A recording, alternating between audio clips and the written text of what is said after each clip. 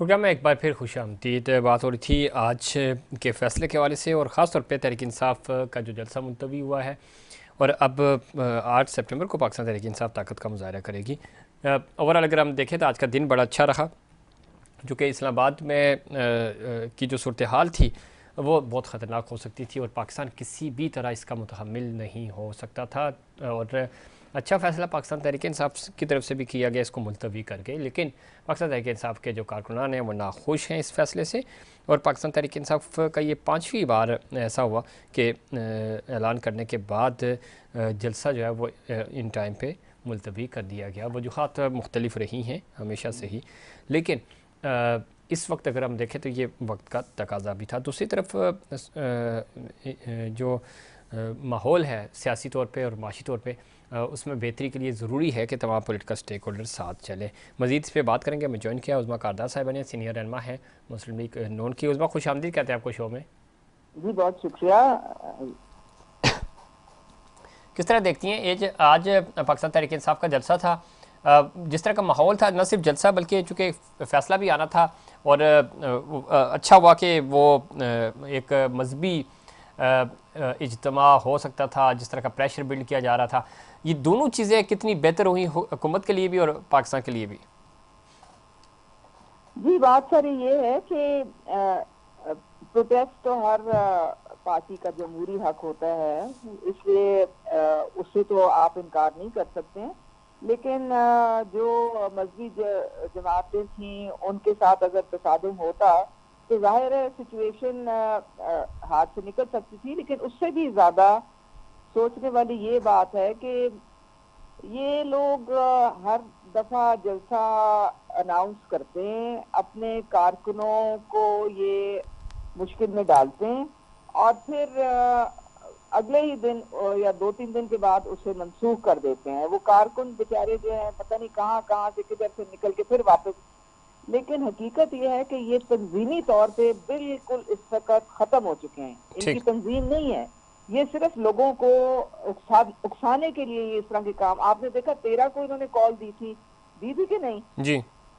तो क्या एक इंसानों का समुंदर निकला था बाहर इनके लिए? हमें तो कोई नजर ही नहीं आया, सारा टोटल फ्लॉप था। क्योंकि ये इनके पास कोई अब जिसे कहते हैं ना सियासी तौर पे ये इनकी बिल्कुल अब वजूद खत्म होने पे आया हुआ है। तो ये सिर्फ लोगों को ना इस्तेमाल करने के उस्मा, लिए अगर ये बात है तो इनको परमिशन दी जाए, एनओसीज इनको क्यों नहीं दिए जाते? अगर इनके पास कारकुनान नहीं है, तंजीम जिस तरह आप कह रही हैं तो नहीं है इनकी तंजीम, तो दें इनको इजाज़त, पता चल जाएगा, एक्सपोज हो जाएंगे। इनको अब दे तो दी है इजाजत, 8 सितंबर की बिल्कुल इजाजत दी हुई है। अब हमें करके दिखाएं जैसा जो भी इन्होंने। लेकिन वो 8 जब 7 तारीख आएगी तो वो कोई ना कोई बहाना करके उनको फिर मना कर दिया जाता है।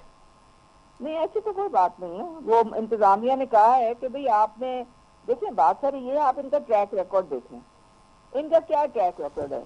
ये जब भी निकलते हैं ये आम शहरी की जिंदगी जो है उसको टोटली डिस्टर्ब कर देते हैं। ना कोई बच्चे स्कूल जा सकते हैं, ना कोई दफ्तरों में, सड़कें ब्लॉक कर देते हैं, तोड़ फोड़ करते हैं, इंतशार करते हैं।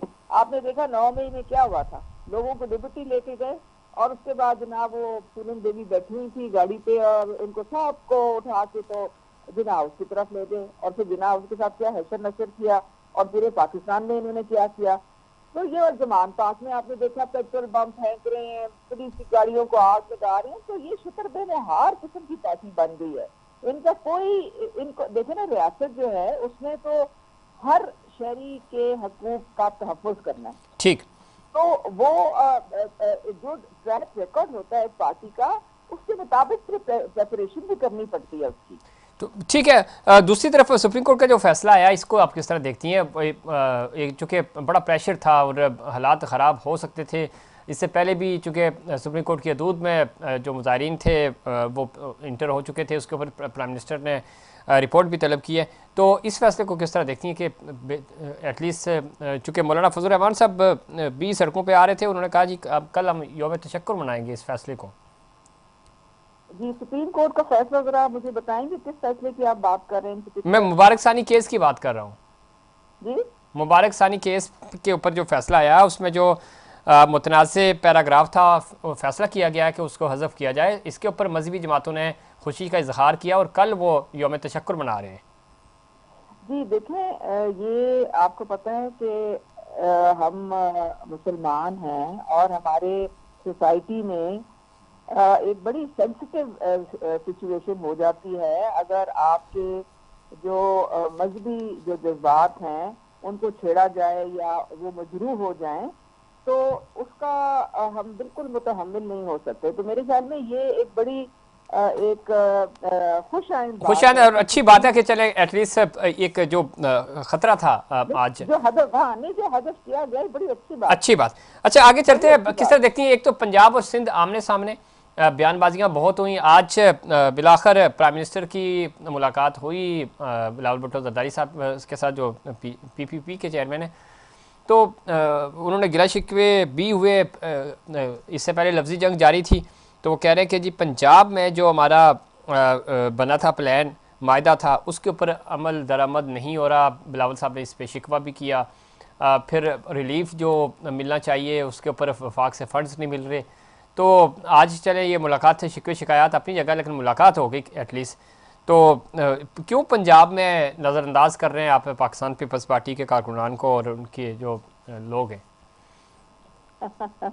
असल में देखें, मसला कुछ और है।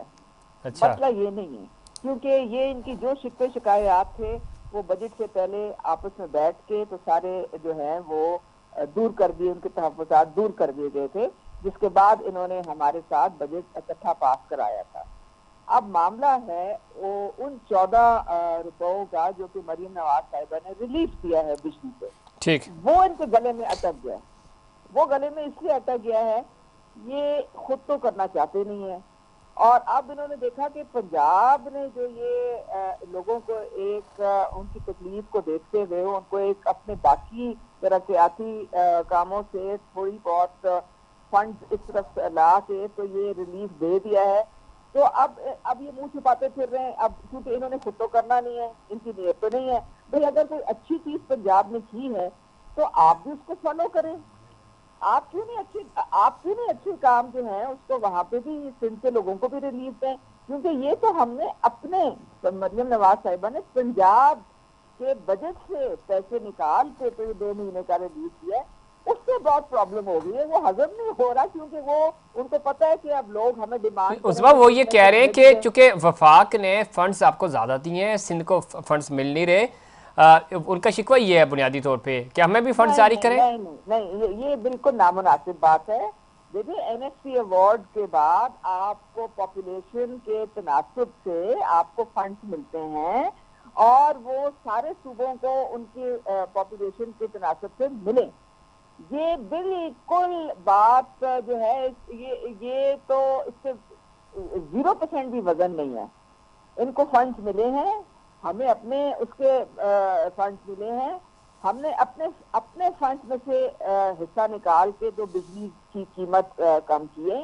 ये इनको जो है इनको गवारा ही नहीं है कि ये फंड जो है ये लोगों के लिए इस्तेमाल करें। तो इन्होंने इसीलिए वो जिसे कहते हैं ना कि वो उल्टी वो जो है गंगा बहाने की कोशिश की है कि उसको उसको टारगेट कर रहे हैं। असल में और कोई बात नहीं है, सवाल ही पैदा नहीं होता। ये एनएफसी अवार्ड तो इनके अपने 18वीं तरमीम के बाद ये तो इनके अपने इसमें तो कोई शक नहीं, सूबे ज़रा खुद अपना फंड जनरेट करते हैं। लेकिन वो ये कह रहे हैं कि जो फंड जो टैक्स की मद में रेवेन्यू जनरेट होता है और वो रेवेन्यू जो है वफाक ने वापस सूबे को देना होता है, उसमें डिले होता है, जिसकी वजह से हम काम नहीं कर सकते टाइम पे। पंजाब को वो जल्दी टाइम पे मिल जाता है। नहीं, ऐसी कोई बात नहीं है। और पाकिस्तान, ये पंजाब जो है ये तो वफाक से नहीं लेता। पंजाब अपने जो है सूबे से अपने इनकी जो वो जितने पैसे जमा होते हैं उनसे ये हमारा बजट आगे चलता है। हम वफाक के ऊपर इतने डिपेंडेंट उस तरह से नहीं है। ये सिंध को भी चाहिए कि ये भी अपना अपने जो हालात बेहतर करें, ताकि इनके पास भी जो टैक्सेस वगैरह आते हैं उनको सही तरीके से लोग इस्तेमाल करें। हम अगर कर रहे हैं तो ये क्यों नहीं कर सकते हैं? हमने तो मिसाल कायम की है, ये अच्छी मिसाल को फॉलो करें। ठीक, बहुत शुक्रिया उज़्मा करदार साहिबा प्रोग्राम में वक्त देने के लिए। और इसमें भी कोई दो राय नहीं है कि पंजाब अगर रिलीफ दे रहा है बाकी सूबे भी रिलीफ दें, और 18वीं तरमीम के बाद आप के बाद आपके पास ये ऑप्शंस हैं और आपको रिलीफ देना होगा पाकिस्तान के अवाम को। वक्त हुआ ब्रेक का, ब्रेक से वापस आएंगे तो मज़ीद इसके ऊपर बात करेंगे।